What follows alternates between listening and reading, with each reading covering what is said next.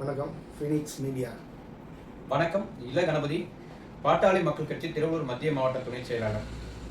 நீங்கள் பார்த்துருப்பீங்க, நம்மளுடைய திருநெண்டூர் நகராட்சியில் நடக்கின்ற இந்த நிறைய கட்டிடங்கள் கட்டிட்டு இருக்காங்க. வரி சம்பந்தமான விஷயங்கள் நம்ம போகும்போது திருநெண்டூர் நகராட்சியில் செயல்பாடுகள் சரியில்லைன்றதை நம்ம குற்றச்சாட்டாக வைக்கிறோம். நம்ம பக்கத்தில் ஃபீனிக்ஸ் மீடியாவுடைய ஹரி அவர்கள் இருக்கிறாரு. அவர்கிட்ட இதை பற்றி ஒரு கருத்துக்களை நான் பதிய விரும்புகிறேன். சார், நீங்கள் சொல்கிறது முழுக்க முழுக்க உண்மையான விஷயம் இது. ஆனால் அதிகாரிங்க நடவடிக்கை எடுக்க மாட்டேங்கிறாங்க.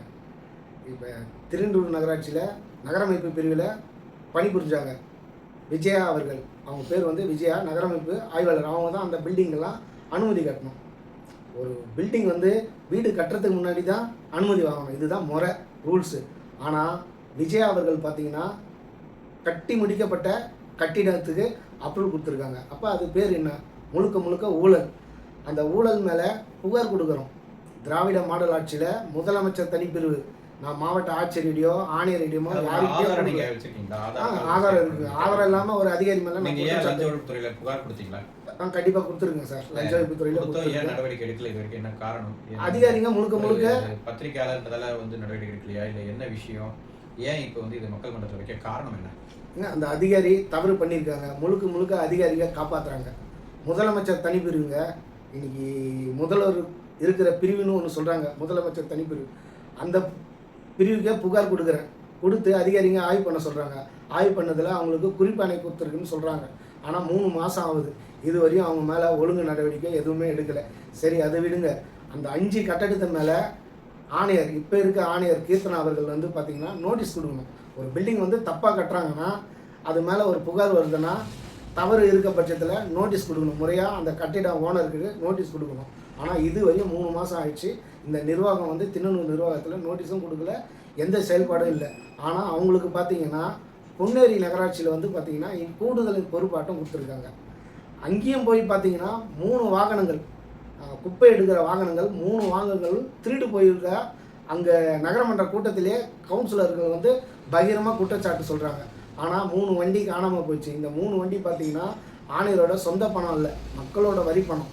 அவங்க என்ன பண்ணியிருக்கணும்? அவங்க கடமை அருகில் உள்ள காவல் நிலையத்தில் போய் ஒரு புகார் கொடுக்கணும். இது போல் எங்கள் நகராட்சியில் 3 வண்டி திருடு போச்சுங்க, இது மக்கள் வரி பணம், முறையாக புகார் கொடுக்கணும். அப்போ பார்த்தீங்கன்னா பொன்னேரி நகராட்சியிலே இது போல தான், திருநெண்டூர் நகராட்சியில் இது போல தான். இப்போ திருநெண்டூர் நகராட்சியில் பார்த்தீங்கன்னா விஜய் அவர்கள் பணிபுரிந்த கட்டத்தில் எந்த பில்டிங்கும் நோட்டீஸ் கொடுக்கலங்க. அனுமதி இல்லாத கட்டடம் பார்த்தீங்கன்னா எந்த கட்டடத்துக்கும் நோட்டீஸ் கொடுக்கல. இதனால் திருநெண்டூர் நகராட்சிக்கு பல கோடி இழப்பீடுன்னு சொல்கிறேன். ஓகே, அது நாங்களும் கேள்விப்பட்டிருக்கோம். ஏன்னா எல்லா கட்டிடங்களும் இன்னைக்கு பிரச்சனை இருக்குது. அதனால் இப்போது கடந்த ஒரு மாதமாக பார்த்தீங்கன்னா எல்லாரையும் வரி கட்டணும் அப்படின்னு சொல்லிட்டு மீண்டும் நீங்கள் அனுமதி வாங்கணுன்ற மாதிரி கட்டின பில்டிங்களுக்கு இப்போ போய் நோட்டீஸ் கொடுக்குறதா பல தகவல் இப்போ வருது. அது மட்டும் இல்லாமல் நீங்கள் சொல்கிறீங்க அவங்க பொன்னேரி பொறுப்பு போட்டுருக்காங்க. ஆனால் நாங்கள் இப்போ திருநெண்டூர் நகராட்சியில் பார்க்குறோம். இன்றைக்கி பார்த்தீங்கன்னா இந்த குப்பை அள்ளுறவங்க நீங்கள் பார்த்துருப்பீங்க, நம்ம தள்ளு வண்டியில் தான் எடுத்துகிட்டு போவாங்க. அதாவது எலக்ட்ரிக்கல் வண்டி பத்தலை, தள்ளு வண்டியில் தான் நீங்கள் நிறைய இடத்துல பார்த்தீங்கன்னா தள்ளிட்டு போவாங்க. அவங்க பெண்கள் தான் தள்ளுவாங்க. ஏன் இதை ஒரு நகராட்சி ஆணையராக இருந்துட்டு அவங்க அவங்களுக்கு பேட்டரி வண்டிகளை கூடுதலாக வாங்கணும்? அவங்கள ஒரு அரசாங்கம் பல நிதியை ஒதுக்குறாங்க சார். முறையாக இந்த அதிகாரிகள் செயல்படுத்த மாட்டேங்கிறாங்க. முதல்வர் எல்லாத்தையுமே கவனம் பார்க்க மாட்டார். அதிகாரி ஐஏஎஸ் அதிகாரியும் கவனம் பார்க்க மாட்டார். இந்த அதிகாரி என்னென்ன பிரச்சனை போய் மக்களை பார்க்கணும், காலையில் எந்த இடத்துல குப்பை இருக்குன்னு பார்க்கணும். ஆனால் எதுவுமே கண்டுக்கிறது இல்லை. அப்போ மக்களை ஒரு மதிக்க மாட்டேன்றாங்க. ஆனால் எலெக்ஷன் டைமில் பார்த்தீங்கன்னா மக்களை எஜமான்கள்னு சொல்கிறாங்க. ஆனால் இவங்க எந்த அளவுக்கு கீழ்த்தனமாக பார்க்குறாங்க. திருநெண்டூர் நகராட்சியில் ஒரு மனு கொடுத்து பாருங்கள், முறையாக விசாரணை நடந்தா உடனே நடவடிக்கை எடுக்கிறாங்களா? ஆனால் பார்க்கவே முடியறதில்லை. அவங்கள போய் பார்க்கணுன்னா உடனே ஏடிஎம்ஏ மீட்டிங்னு சொல்கிறாங்க. அந்த ஏடிஎம்ஏ விஜயகுமார் என்பவர் மீட்டிங்னு சொல்கிறாங்க. உடனே அங்கே போய் மக்கள் பார்க்கறதில்ல, திரும்பி போயிடுறாங்க.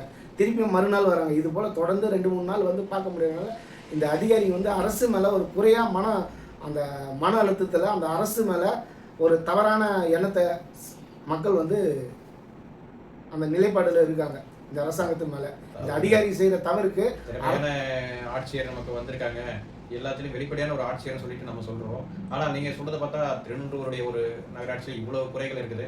ஏன் இதை ஒரு கலெக்டர் முன் வருது இதை கவனிக்கிறதுனா எங்களுக்கே ஒரு வேதனை தான் இருக்குது. இந்த கருத்தெல்லாம் கேட்கும்போது பார்ப்போம் இதுக்கு என்ன முடிவு, என்ன தீர்வு கிடைக்குன்னு நம்ம